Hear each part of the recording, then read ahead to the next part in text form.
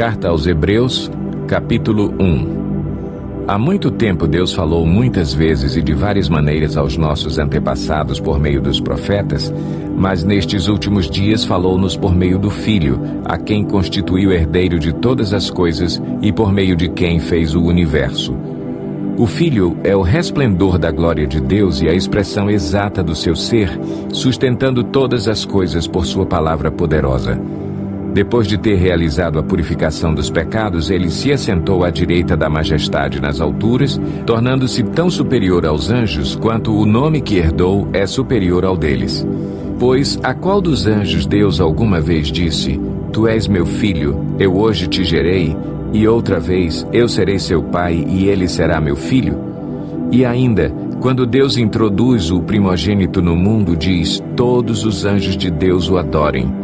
Quanto aos anjos, ele diz: Ele faz dos seus anjos ventos e dos seus servos clarões reluzentes. Mas a respeito do Filho diz: O teu trono, ó Deus, subsiste para todo o sempre. Cetro de equidade é o cetro do teu reino. Amas a justiça e odeias a iniquidade. Por isso Deus, o teu Deus, escolheu-te dentre os teus companheiros, ungindo-te com óleo de alegria. E também diz: No princípio, Senhor, firmaste os fundamentos da terra, e os céus são obras das tuas mãos. Eles perecerão, mas tu permanecerás. Envelhecerão como vestimentas, tu os enrolarás como um manto, como roupas eles serão trocados. Mas tu permaneces o mesmo, e os dias jamais terão fim. A qual dos anjos Deus alguma vez disse: Senta-te à minha direita até que eu faça dos teus inimigos um estrado para os teus pés? Os anjos não são, todos eles, espíritos ministradores enviados para servir aqueles que hão de herdar a salvação? Hebreus, capítulo 2. Por isso é preciso que prestemos maior atenção ao que nos ouvido para que jamais nos desviemos. Porque se a mensagem transmitida por anjos provou a sua firmeza e toda transgressão e desobediência recebeu a devida punição, como escaparemos se negligenciarmos tão grande salvação? Esta salvação, primeiramente anunciada pelo Senhor, foi-nos confirmada pelos que a ouviram. Deus também deu testemunho dela por meio de sinais, maravilhas, diversos milagres e dons do Espírito Santo distribuídos de acordo com a sua vontade. Não foi a anjos que ele sujeitou o mundo que há de vir, a respeito do qual estamos falando, mas alguém, em certo lugar, testemunhou dizendo: Que é o homem para que com ele te importes? E o filho do homem para que com ele te preocupes? Tu o fizeste um pouco menor do que os anjos e o coroaste de glória e de honra. Tudo sujeitaste debaixo dos seus pés. Ao lhe sujeitar todas as coisas, nada deixou que não lhe estivesse sujeito. Agora, porém, ainda não vemos que todas as coisas lhe estejam sujeitas. Vemos, todavia, aquele que por um pouco foi feito menor do que os anjos, Jesus, coroado de honra e de glória, por ter sofrido a morte, para que pela graça de Deus, em favor de todos, experimentasse a morte. Ao levar muitos filhos à glória, convinha que Deus, por causa de quem e por meio de quem tudo existe, tornasse perfeito, mediante o sofrimento, o autor da salvação deles. Ora, tanto o que santifica quanto os que são santificados provêm de um só. Por isso Jesus não se envergonha de chamá-los irmãos. Ele diz: Proclamarei o teu nome a meus irmãos, na assembleia te louvarei. E também nele porei a minha confiança. Novamente ele diz: Aqui estou eu com os filhos que Deus me deu. Portanto, visto que os filhos são pessoas de carne e sangue, ele também participou dessa condição humana, para que, por sua morte, derrotasse aquele que tem o poder da morte, isto é, o diabo, e libertasse aqueles que durante toda a vida estiveram escravizados pelo medo da morte. Pois é claro que não é a anjos que ele ajuda, mas aos descendentes de Abraão. Por essa razão era necessário que ele se tornasse semelhante a seus irmãos em todos os aspectos, para se tornar sumo sacerdote misericordioso e fiel com relação a Deus e fazer propiciação pelos pecados do povo. Porque, tendo em vista o que ele mesmo sofreu quando tentado, ele é capaz de socorrer aqueles que também estão sendo tentados. Hebreus, capítulo 3. Portanto, santos irmãos, participantes do chamado celestial, fixem os seus pensamentos em Jesus, apóstolo e sumo sacerdote que confessamos. Ele foi fiel àquele que o havia constituído, assim como Moisés foi fiel em toda a casa de Deus. Jesus foi considerado digno de maior glória do que Moisés, da mesma forma que o construtor de uma casa tem mais honra do que a própria casa. Pois toda casa é construída por alguém, mas Deus é o edificador de tudo. Moisés foi fiel como servo em toda a casa de Deus, dando testemunho do que haveria de ser dito no futuro. Mas Cristo é fiel como filho sobre a casa de Deus, e esta casa somos nós, se é que nos apegamos firmemente à confiança e à esperança da qual nos gloriamos. Assim como diz o Espírito Santo, hoje, se vocês ouvirem a sua voz, não endureçam o coração como na rebelião, durante o tempo da provação no deserto, onde os seus antepassados me tentaram, pondo-me à prova, apesar de, durante 40 anos, terem visto o que eu fiz. Por isso fiquei irado contra aquela geração e disse: o seu coração está sempre se desviando, e eles não reconheceram os meus caminhos. Assim jurei na minha ira: jamais entrarão no meu descanso. Cuidado, irmãos, para que nenhum de vocês tenha coração perverso e incrédulo que se afaste do Deus vivo. Ao contrário, encorajem-se uns aos outros todos os dias, durante o tempo que se chama hoje, de modo que nenhum de vocês seja endurecido pelo engano do pecado, pois passamos a ser participantes de Cristo, desde que, de fato, nos apeguemos até o fim à confiança que tivemos no princípio. Por isso é que se diz: se hoje vocês ouvirem a sua voz, não endureçam o coração como na rebelião. Quem foram os que ouviram e se rebelaram? Não foram todos os que Moisés tirou do Egito? Contra quem Deus esteve irado durante 40 anos? Não foi contra aqueles que pecaram, cujos corpos caíram no deserto? E a quem jurou que nunca haveriam de entrar no seu descanso? Não foi àqueles que foram desobedientes? Vemos assim que por causa da incredulidade não puderam entrar. Hebreus capítulo 4. Visto que nos foi deixada a promessa de entrarmos no descanso de Deus, que nenhum de vocês pense que falhou. Pois as boas novas foram pregadas também a nós, tanto quanto a eles. Mas a mensagem que eles ouviram de nada lhes valeu, pois não foi acompanhada de fé por aqueles que a ouviram.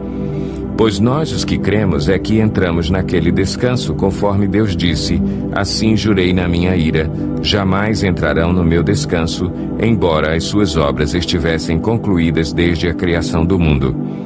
Pois em certo lugar ele falou sobre o sétimo dia nestas palavras: no sétimo dia, Deus descansou de toda a obra que realizara. E de novo na passagem citada há pouco, diz: jamais entrarão no meu descanso. Portanto, resta entrarem alguns naquele descanso, e aqueles a quem anteriormente as boas novas foram pregadas não entraram por causa da desobediência. Por isso Deus estabelece outra vez um determinado dia, chamando-o hoje, ao declarar muito tempo depois por meio de Davi, de acordo com o que fora dito antes: se hoje vocês ouvirem a sua voz, não endureçam o coração. Porque, se Josué lhes tivesse dado descanso, Deus não teria falado posteriormente a respeito de outro dia. Assim, ainda resta um descanso sabático para o povo de Deus, pois todo aquele que entra no descanso de Deus também descansa das suas obras, como Deus descansou das suas. Portanto, esforcemo-nos por entrar nesse descanso, para que ninguém venha a cair, seguindo aquele exemplo de desobediência. Pois a palavra de Deus é viva e eficaz, e mais afiada que qualquer espada de 2 gumes. Ela penetra até o ponto de dividir alma e espírito, juntas e medulas, e julga os pensamentos e intenções do coração. Nada em toda a criação está oculto aos olhos de Deus. Tudo está descoberto e exposto diante dos olhos daquele a quem havemos de prestar contas. Portanto, visto que temos um grande sumo sacerdote que adentrou os céus, Jesus, o Filho de Deus, apeguemo-nos com toda a firmeza à fé que professamos, pois não temos um sumo sacerdote que não possa compadecer-se das nossas fraquezas, mas sim alguém que, como nós, passou por todo tipo de tentação, porém sem pecado. Assim, aproximemo-nos do trono da graça com toda a confiança, a fim de recebermos misericórdia e encontrarmos graça que nos ajude no momento da necessidade. Hebreus, capítulo 5. Todo sumo sacerdote é escolhido dentre os homens e designado para representá-los em questões relacionadas com Deus e apresentar ofertas e sacrifícios pelos pecados. Ele é capaz de se compadecer dos que não têm conhecimento e se desviam, visto que ele próprio está sujeito à fraqueza. Por isso ele precisa oferecer sacrifícios por seus próprios pecados, bem como pelos pecados do povo. Ninguém toma esta honra para si mesmo, mas deve ser chamado por Deus, como de fato o foi Arão. Da mesma forma, Cristo não tomou para si a glória de se tornar sumo sacerdote, mas Deus lhe disse: Tu és meu filho, eu hoje te gerei. E diz noutro lugar: Tu és sacerdote para sempre, segundo a ordem de Melquisedeque. Durante os seus dias de vida na terra, Jesus ofereceu orações e súplicas em alta voz e com lágrimas àquele que o podia salvar da morte, sendo ouvido por causa da sua reverente submissão. Embora sendo filho, ele aprendeu a obedecer por meio daquilo que sofreu e, uma vez aperfeiçoado, tornou-se a fonte da salvação eterna para todos os que lhe obedecem, sendo designado por Deus sumo sacerdote, segundo a ordem de Melquisedeque. Quanto a isso, temos muito que dizer, coisas difíceis de explicar, porque vocês se tornaram lentos para aprender. Embora a esta altura já devessem ser mestres, vocês precisam de alguém que lhes ensine novamente os princípios elementares da palavra de Deus. Estão precisando de leite e não de alimento sólido. Quem se alimenta de leite ainda é criança e não tem experiência no ensino da justiça. Mas o alimento sólido é para os adultos, os quais, pelo exercício constante, tornam-se aptos para discernir tanto o bem quanto o mal.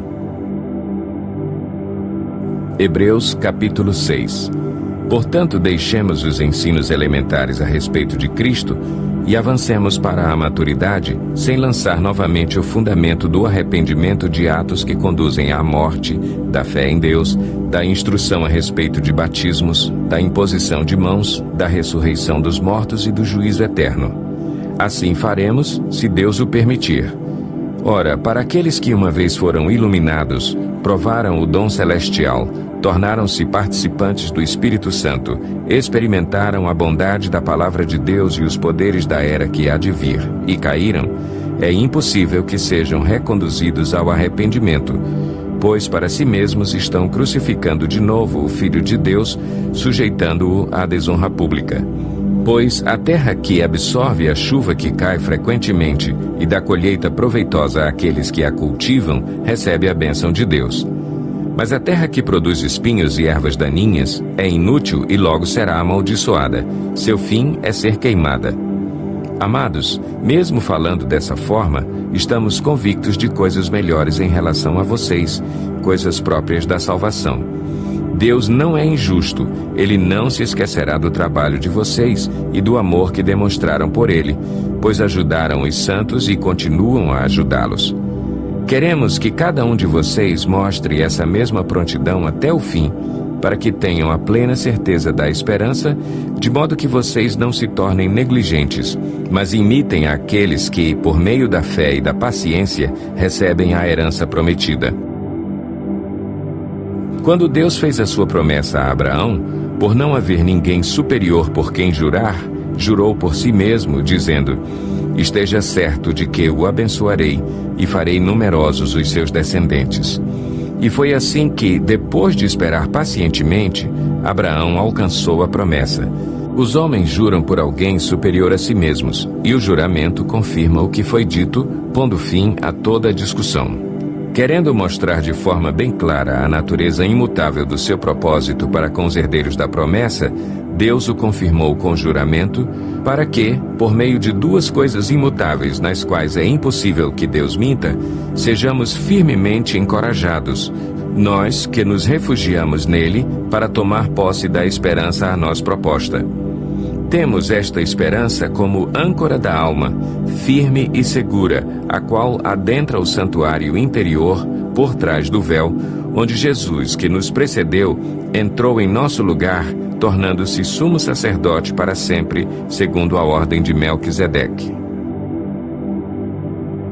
Hebreus, capítulo 7. Esse Melquisedeque, rei de Salém e sacerdote do Deus Altíssimo, encontrou-se com Abraão quando este voltava, depois de derrotar os reis, e o abençoou. E Abraão lhe deu o dízimo de tudo. Em primeiro lugar, seu nome significa Rei de Justiça, depois, Rei de Salém, quer dizer Rei de Paz. Sem pai, sem mãe, sem genealogia, sem princípio de dias nem fim de vida, feito semelhante ao Filho de Deus, ele permanece sacerdote para sempre. Considerem a grandeza desse homem. Até mesmo o patriarca Abraão lhe deu o dízimo dos despojos. A lei requer dos sacerdotes dentre os descendentes de Levi que recebam o dízimo do povo, isto é, dos seus irmãos, embora estes sejam descendentes de Abraão. Este homem, porém, que não pertencia à linhagem de Levi, recebeu os dízimos de Abraão e abençoou aquele que tinha as promessas. Sem dúvida alguma, o inferior é abençoado pelo superior. No primeiro caso, quem recebe o dízimo são homens mortais. No outro caso, é aquele de quem se declara que vive. Pode-se até dizer que Levi, que recebe os dízimos, entregou-os por meio de Abraão, pois, quando Melquisedeque se encontrou com Abraão, Levi ainda não havia sido gerado. Se fosse possível alcançar a perfeição por meio do sacerdócio levítico, visto que em sua vigência o povo recebeu a lei, por que haveria ainda necessidade de se levantar outro sacerdote segundo a ordem de Melquisedeque e não de Arão? Certo é que, quando há mudança de sacerdócio, é necessário que haja mudança de lei. Ora, aquele de quem se dizem estas coisas pertencia a outra tribo, da qual ninguém jamais havia servido diante do altar, pois é bem conhecido que o nosso Senhor descende de Judá, tribo da qual Moisés nada fala quanto a sacerdócio. O que acabamos de dizer fica ainda mais claro quando aparece outro sacerdote semelhante a Melquisedeque, alguém que se tornou sacerdote não por regras relativas à linhagem, mas segundo o poder de uma vida indestrutível.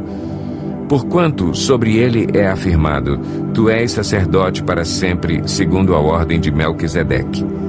A ordenança anterior é revogada, porque era fraca e inútil, pois a lei não havia aperfeiçoado coisa alguma, sendo introduzida uma esperança superior, pela qual nos aproximamos de Deus.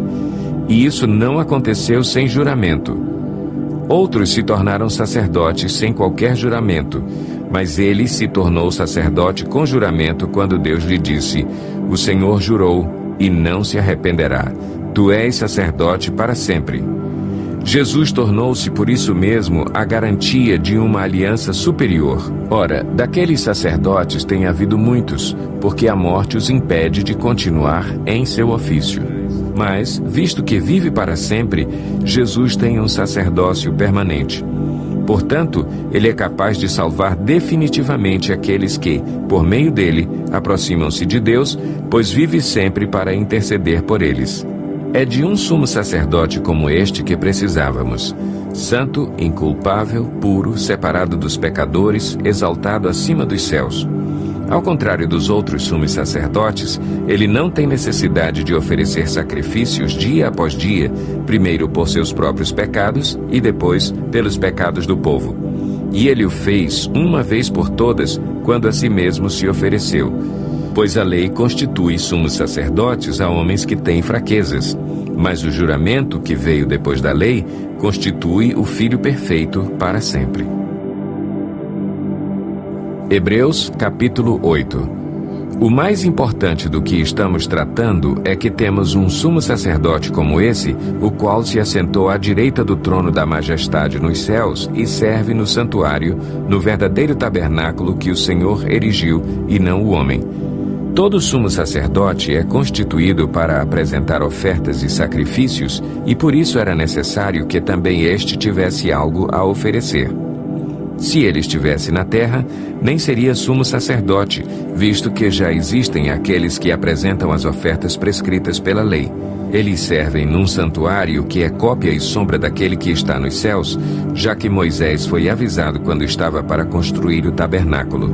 Tenha o cuidado de fazer tudo segundo o modelo que lhe foi mostrado no monte. Agora, porém, o ministério que Jesus recebeu é superior ao deles, assim como também a aliança da qual ele é mediador é superior à antiga, sendo baseada em promessas superiores. Pois se aquela primeira aliança fosse perfeita, não seria necessário procurar lugar para outra. Deus, porém, achou o povo em falta e disse: Estão chegando os dias, declara o Senhor, quando farei uma nova aliança com a comunidade de Israel e com a comunidade de Judá. Não será como a aliança que fiz com os seus antepassados, quando os tomei pela mão para tirá-los do Egito. Visto que eles não permaneceram fiéis à minha aliança, eu me afastei deles, diz o Senhor. Esta é a aliança que farei com a comunidade de Israel depois daqueles dias, declara o Senhor. Porei minhas leis em sua mente e as escreverei em seu coração.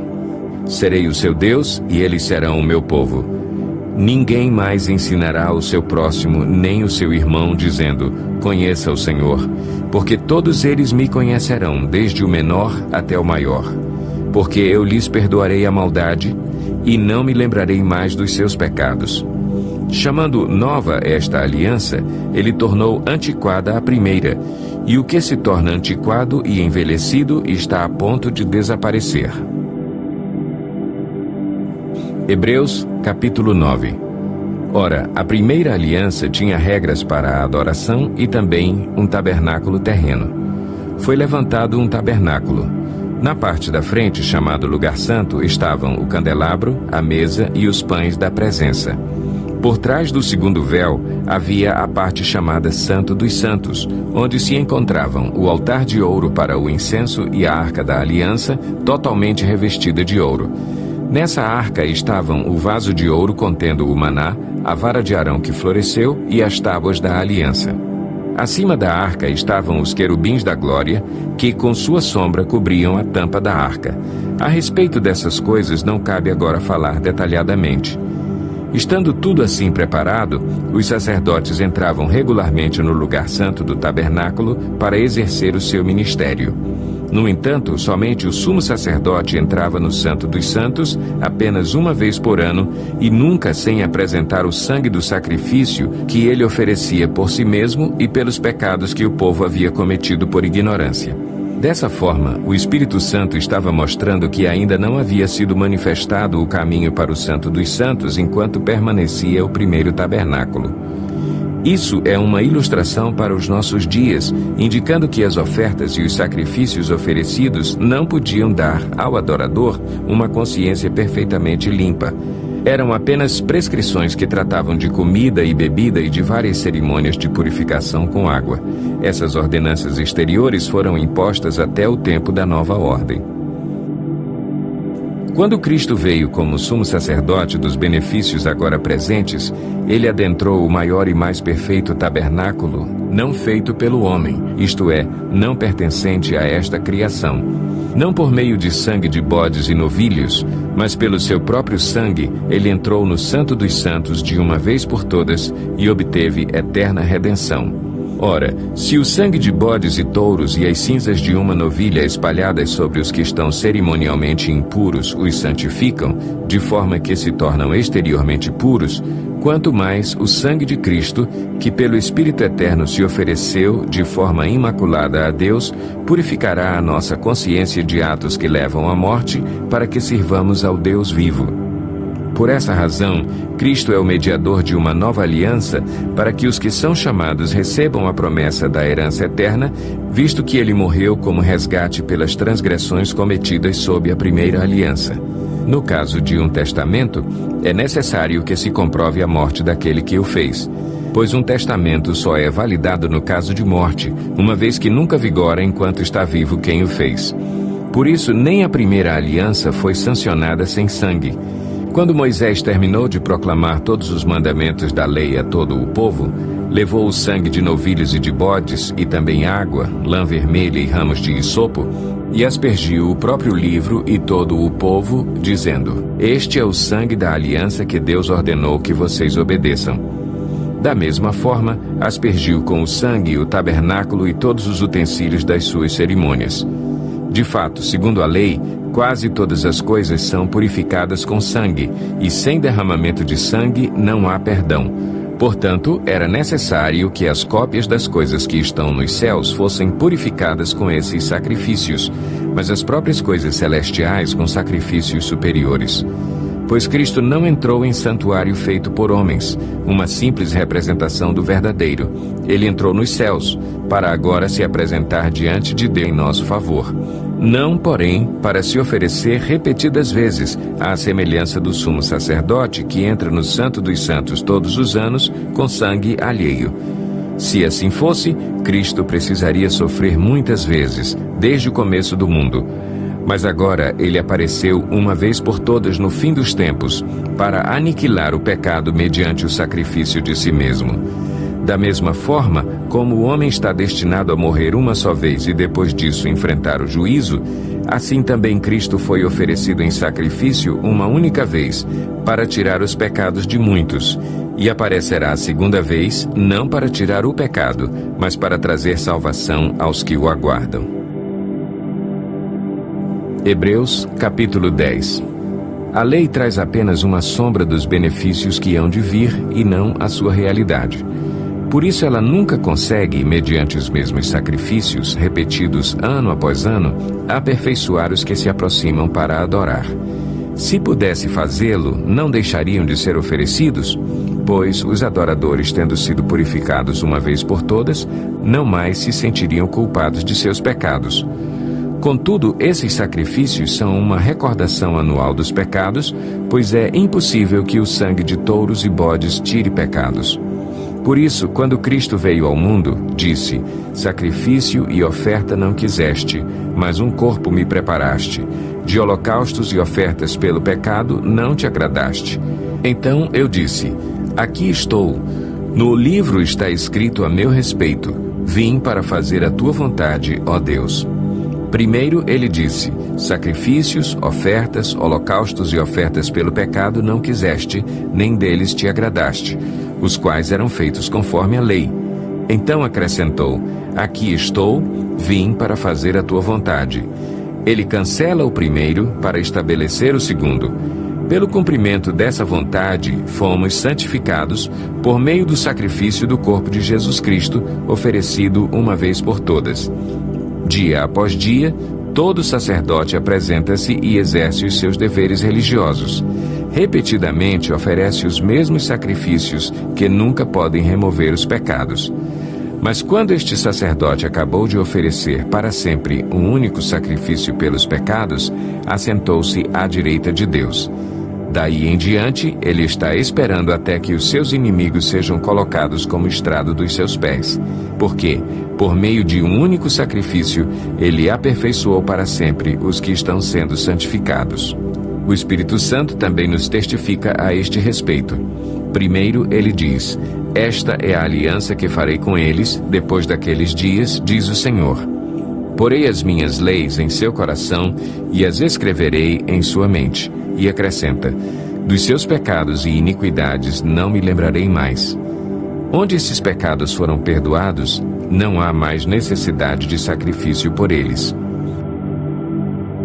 Portanto, irmãos, temos plena confiança para entrar no Santo dos Santos pelo sangue de Jesus, por um novo e vivo caminho que ele nos abriu por meio do véu, isto é, do seu corpo. Temos, pois, um grande sacerdote sobre a casa de Deus. Sendo assim, aproximemo-nos de Deus com um coração sincero e com plena convicção de fé, tendo os corações aspergidos para nos purificar de uma consciência culpada e tendo os nossos corpos lavados com água pura. Apeguemo-nos com firmeza à esperança que professamos, pois aquele que prometeu é fiel. E consideremos uns aos outros para nos incentivarmos ao amor e às boas obras. Não deixemos de reunir-nos como igreja, segundo o costume de alguns, mas procuremos encorajar-nos uns aos outros, ainda mais quando vocês veem que se aproxima o dia. Se continuarmos a pecar deliberadamente depois que recebemos o conhecimento da verdade, já não resta sacrifício pelos pecados, mas tão somente uma terrível expectativa de juízo e de fogo intenso que consumirá os inimigos de Deus. Quem rejeitava a lei de Moisés morria sem misericórdia pelo depoimento de 2 ou 3 testemunhas. Quão mais severo castigo, julgam vocês, merece aquele que pisou aos pés o Filho de Deus, profanou o sangue da aliança pelo qual foi santificado e insultou o Espírito da graça? Pois conhecemos aquele que disse: a mim pertence a vingança, eu retribuirei, e outra vez o Senhor julgará o seu povo. Terrível coisa é cair nas mãos do Deus vivo. Lembrem-se dos primeiros dias, depois que vocês foram iluminados, quando suportaram muita luta e muito sofrimento. Algumas vezes vocês foram expostos a insultos e tribulações, em outras ocasiões fizeram-se solidários com os que assim foram tratados. Vocês se compadeceram dos que estavam na prisão e aceitaram alegremente o confisco dos seus próprios bens, pois sabiam que possuíam bens superiores e permanentes. Por isso, não abram mão da confiança que vocês têm. Ela será ricamente recompensada.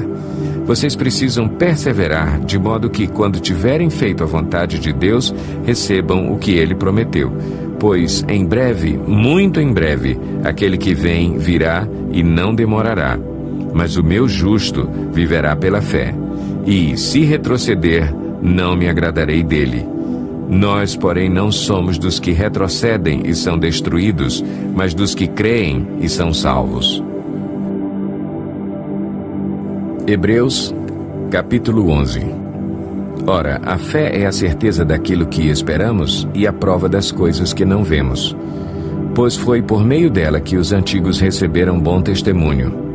Pela fé entendemos que o universo foi formado pela palavra de Deus, de modo que aquilo que se vê não foi feito do que é visível. Pela fé, Abel ofereceu a Deus um sacrifício superior ao de Caim. Pela fé ele foi reconhecido como justo quando Deus aprovou as suas ofertas. Embora esteja morto, por meio da fé ainda fala. Pela fé Enoque foi arrebatado de modo que não experimentou a morte. E já não foi encontrado, porque Deus o havia arrebatado, pois antes de ser arrebatado recebeu testemunho de que tinha agradado a Deus. Sem fé é impossível agradar a Deus, pois quem dele se aproxima precisa crer que ele existe e que recompensa aqueles que o buscam. Pela fé Noé, quando avisado a respeito de coisas que ainda não se viam, movido por santo temor, construiu uma arca para salvar sua família. Por meio da fé, ele condenou o mundo e tornou-se herdeiro da justiça que é segundo a fé. Pela fé, Abraão, quando chamado, obedeceu e dirigiu-se a um lugar que mais tarde receberia como herança, embora não soubesse para onde estava indo. Pela fé peregrinou na terra prometida como se estivesse em terra estranha. Viveu em tendas, bem como Isaque e Jacó, co-herdeiros da mesma promessa. Pois ele esperava a cidade que tem alicerces, cujo arquiteto e edificador é Deus. Pela fé Abraão e também a própria Sara, apesar de estéril e avançada em idade, recebeu poder para gerar um filho, porque considerou fiel aquele que lhe havia feito a promessa. Assim, daquele homem já sem vitalidade, originaram-se descendentes tão numerosos como as estrelas do céu e tão incontáveis como a areia da praia do mar. Todos estes viveram pela fé e morreram sem receber o que tinha sido prometido. Viram-no de longe e de longe o saudaram, reconhecendo que eram estrangeiros e peregrinos na terra. Os que assim falam mostram que estão buscando uma pátria. Se estivessem pensando naquela de onde saíram, teriam oportunidade de voltar. Em vez disso, esperavam eles uma pátria melhor, isto é, a pátria celestial. Por essa razão, Deus não se envergonha de ser chamado o Deus deles, e lhes preparou uma cidade. Pela fé, Abraão, quando Deus o pôs à prova, ofereceu Isaque como sacrifício. Aquele que havia recebido as promessas estava pronto a sacrificar o seu único filho. Embora Deus lhe tivesse dito, por meio de Isaque a sua descendência será considerada, Abraão levou em conta que Deus pode ressuscitar os mortos e, figuradamente, recebeu Isaque de volta dentre os mortos. Pela fé, Isaque abençoou Jacó e Esaú com respeito ao futuro deles. Pela fé, Jacó, à beira da morte, abençoou cada um dos filhos de José e adorou a Deus, apoiado na extremidade do seu bordão. Pela fé, José, no fim da vida, fez menção do êxodo dos israelitas do Egito e deu instruções acerca dos seus próprios ossos. Pela fé, Moisés, recém-nascido, foi escondido durante 3 meses por seus pais, pois estes viram que ele não era uma criança comum e não temeram o decreto do rei. Pela fé, Moisés, já adulto, recusou ser chamado filho da filha de Faraó, preferindo ser maltratado com o povo de Deus a desfrutar os prazeres do pecado durante algum tempo. Por amor de Cristo, considerou sua desonra uma riqueza maior do que os tesouros do Egito, porque contemplava a sua recompensa. Pela fé saiu do Egito, não temendo a ira do rei, e perseverou porque via aquele que é invisível. Pela fé celebrou a Páscoa e fez a aspersão do sangue para que o destruidor não tocasse nos filhos mais velhos dos israelitas. Pela fé, o povo atravessou o Mar Vermelho como em terra seca, mas quando os egípcios tentaram fazê-lo, morreram afogados. Pela fé caíram os muros de Jericó depois de serem rodeados durante 7 dias. Pela fé, a prostituta Raabe, por ter acolhido os espiões, não foi morta com os que haviam sido desobedientes. Que mais direi? Não tenho tempo para falar de Gideão, Baraque, Sansão, Jefté, Davi, Samuel e os profetas, os quais, pela fé, conquistaram reinos, praticaram a justiça, alcançaram o cumprimento de promessas, fecharam a boca de leões, apagaram o poder do fogo e escaparam do fio da espada. Da fraqueza tiraram força, tornaram-se poderosos na batalha e puseram em fuga exércitos estrangeiros. Houve mulheres que, pela ressurreição, tiveram de volta os seus mortos. Uns foram torturados e recusaram ser libertados para poderem alcançar uma ressurreição superior. Outros enfrentaram zombaria e açoites. Outros ainda foram acorrentados e colocados na prisão, apedrejados, cerrados ao meio, postos à prova, mortos ao fio da espada. Andaram errantes, vestidos de pele de ovelhas e de cabras, necessitados, afligidos e maltratados.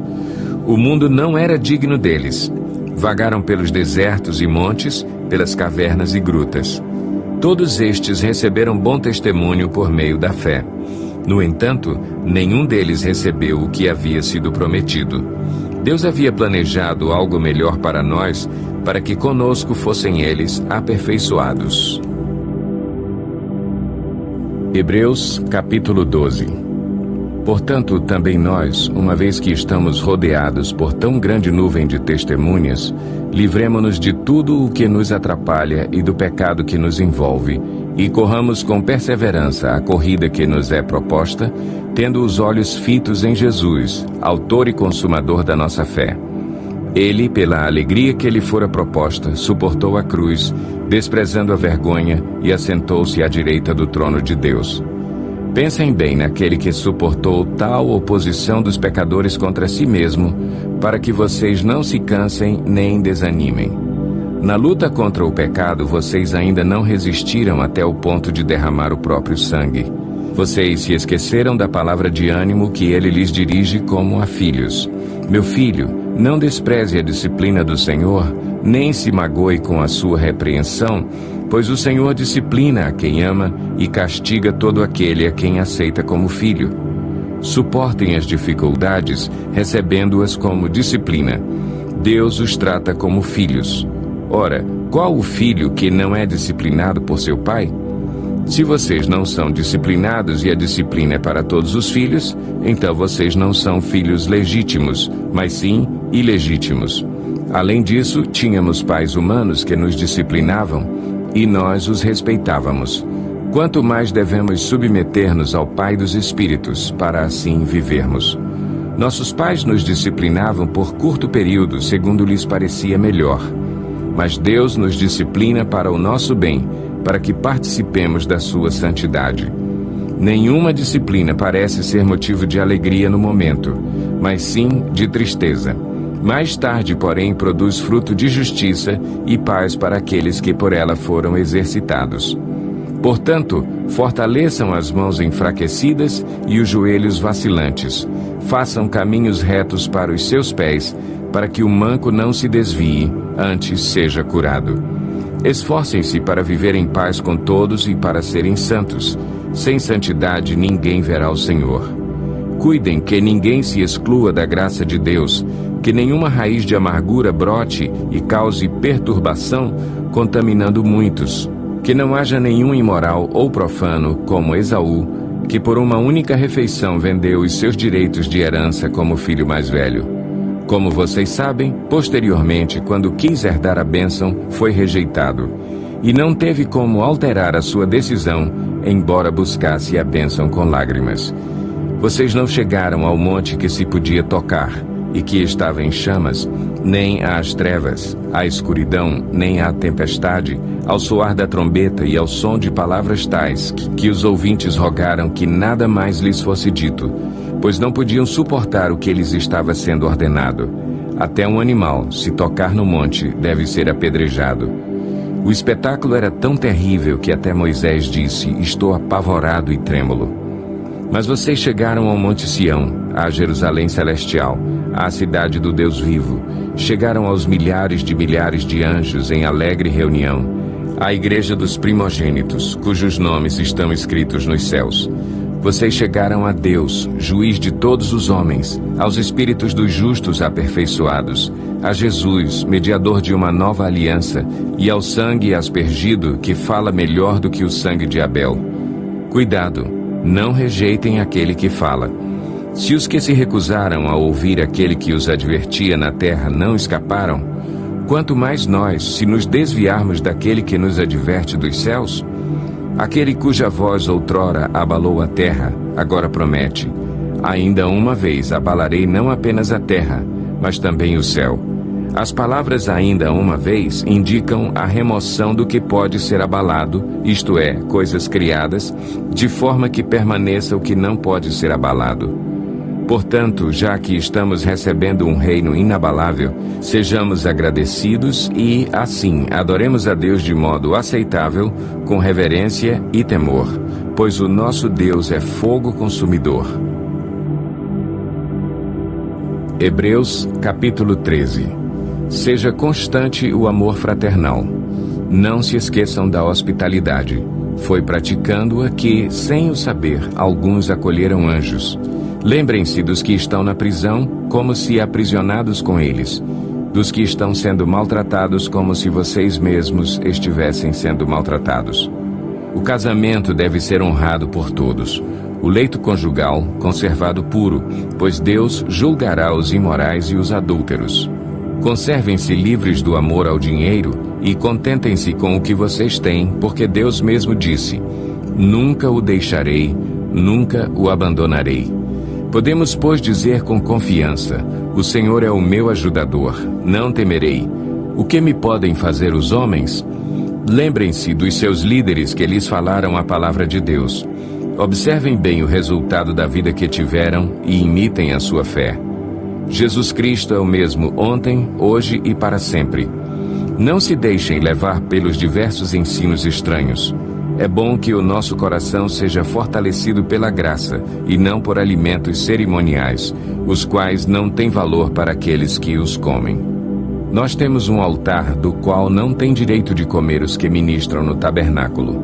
O sumo sacerdote leva sangue de animais até o Santo dos Santos como oferta pelo pecado, mas os corpos dos animais são queimados fora do acampamento. Assim, Jesus também sofreu fora das portas da cidade para santificar o povo por meio do seu próprio sangue. Portanto, saiamos até ele, fora do acampamento, suportando a desonra que ele suportou. Pois não temos aqui nenhuma cidade permanente, mas buscamos a que há de vir. Por meio de Jesus, portanto, ofereçamos continuamente a Deus um sacrifício de louvor, que é fruto de lábios que confessam o seu nome. Não se esqueçam de fazer o bem e de repartir com os outros o que vocês têm, pois de tais sacrifícios Deus se agrada. Obedeçam aos seus líderes e submetam-se à autoridade deles. Eles cuidam de vocês como quem deve prestar contas. Obedeçam-lhes para que o trabalho deles seja uma alegria e não um peso, pois isso não seria proveitoso para vocês. Orem por nós. Estamos certos de que temos consciência limpa e desejamos viver de maneira honrosa em tudo. Particularmente, recomendo-lhes que orem para que eu lhes seja restituído em breve. O Deus da paz, que pelo sangue da aliança eterna trouxe de volta dentre os mortos o nosso Senhor Jesus, o grande pastor das ovelhas, os aperfeiçoe em todo o bem para fazerem a vontade dele e opere em nós o que lhe é agradável, mediante Jesus Cristo, a quem seja a glória para todo o sempre. Amém. Irmãos, peço-lhes que suportem a minha palavra de exortação. Na verdade, o que eu lhes escrevi é pouco. Quero que saibam que o nosso irmão Timóteo foi posto em liberdade. Se ele chegar logo, irei vê-los com ele. Saúdem a todos os seus líderes e a todos os santos. Os da Itália lhes enviam saudações.